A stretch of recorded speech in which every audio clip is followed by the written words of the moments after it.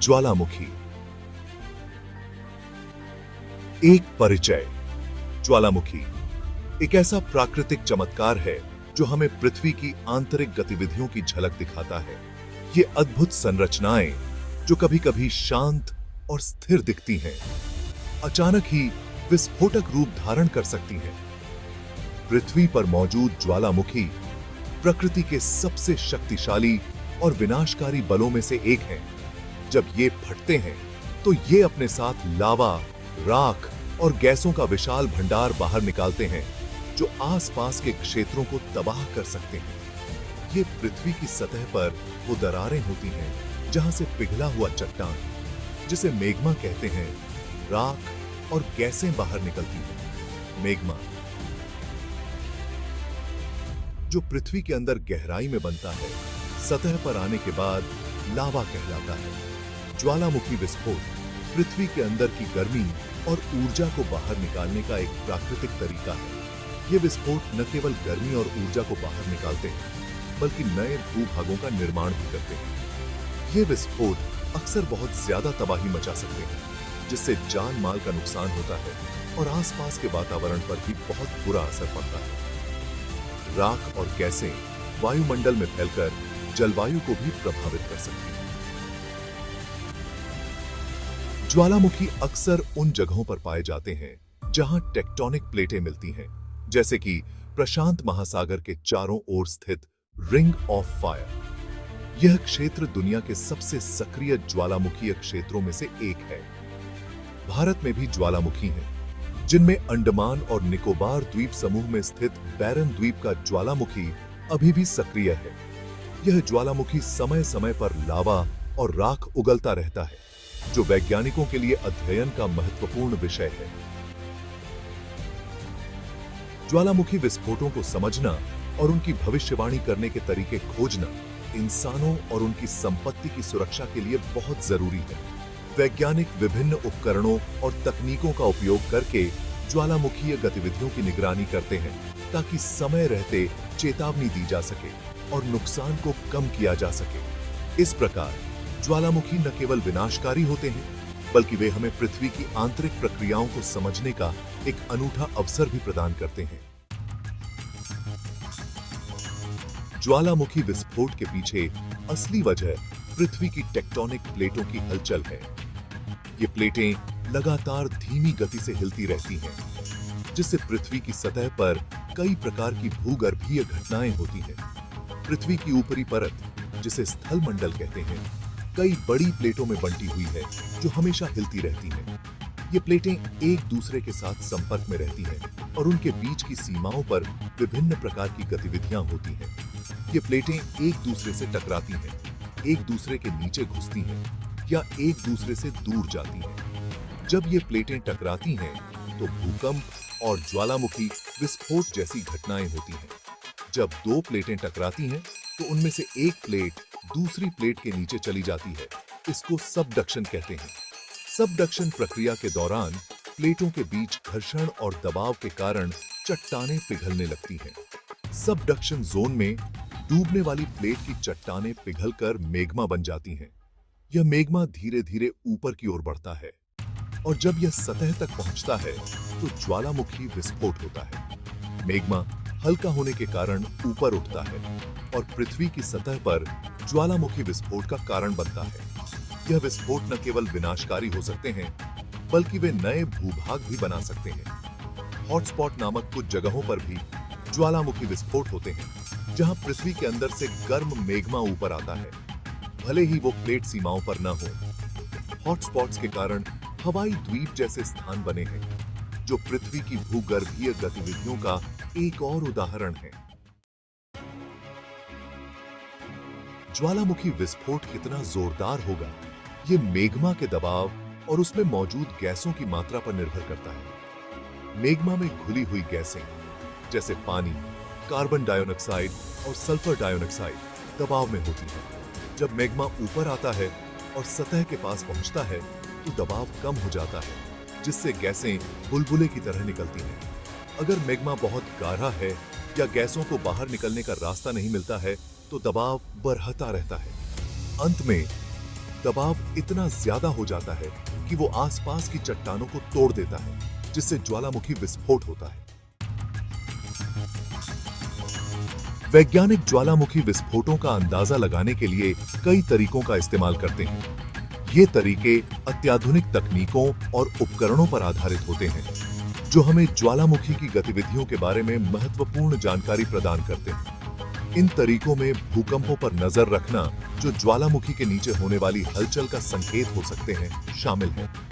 भूकंपों की निगरानी से हमें यह पता चलता है कि ज्वालामुखी के नीचे मैग्मा कैसे और कहां पर चल रहा है। जमीन के आकार में होने वाले बदलावों को मापना भी एक महत्वपूर्ण तरीका है।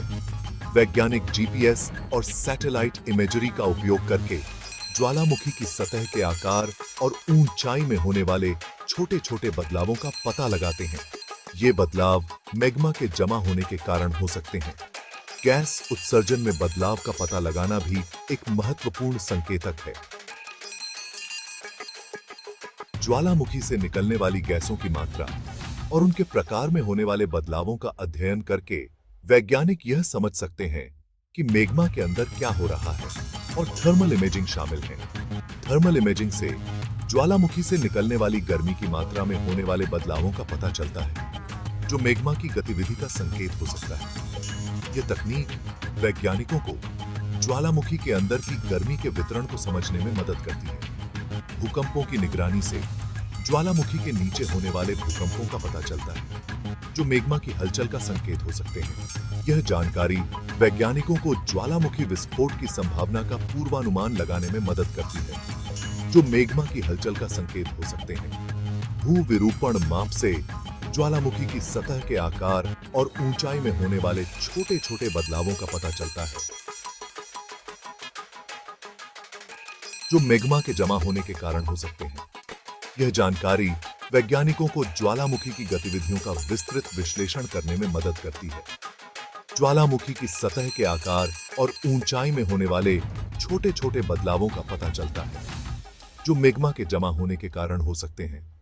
यह जानकारी वैज्ञानिकों को ज्वालामुखी की गतिविधियों का विस्तृत विश्लेषण करने में मदद करती है, जो मैग्मा के जमा होने के कारण हो सकते हैं। गैस उत्सर्जन माप से ज्वालामुखी से निकलने वाली गैसों की मात्रा और उनके प्रकार में होने वाले बदलावों का पता चलता है, जो मैग्मा के अंदर के बदलाव का संकेत हो सकते हैं। ज्वालामुखी से निकलने वाली गैसों की मात्रा और उनके प्रकार में होने वाले बदलावों का पता चलता है, जो मैग्मा के अंदर के बदलाव का संकेत हो सकते हैं। यह जानकारी वैज्ञानिकों को ज्वालामुखी विस्फोट की संभावना का पूर्वानुमान लगाने में मदद करती है, जो मैग्मा के अंदर के बदलाव का संकेत हो सकते हैं। थर्मल इमेजिंग से ज्वालामुखी से निकलने वाली गर्मी की मात्रा में होने वाले बदलावों का पता चलता है, जो मैग्मा की गतिविधि का संकेत हो सकता है। यह तकनीक वैज्ञानिकों को ज्वालामुखी के अंदर की गर्मी के वितरण को समझने में मदद करती है। ज्वालामुखी से निकलने वाली गर्मी की मात्रा में होने वाले बदलावों का पता चलता है, जो मैग्मा की गतिविधि का संकेत हो सकता है।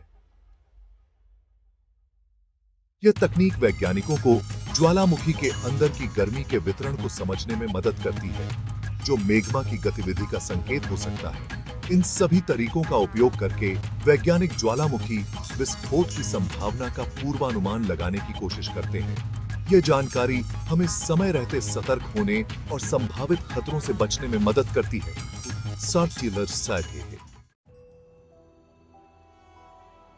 भविष्यवाणी की चुनौतियां, प्रकृति के रहस्यों को समझना। ज्वालामुखी विस्फोटों का सटीक अनुमान लगाना अभी भी एक चुनौती है। हर ज्वालामुखी का अपना अलग व्यवहार होता है और उनके फटने के तरीके में फर्क हो सकता है। कभी-कभी ज्वालामुखी बिना किसी चेतावनी के अचानक फट पड़ते हैं, जिससे समय पर खबर देना मुश्किल हो जाता है।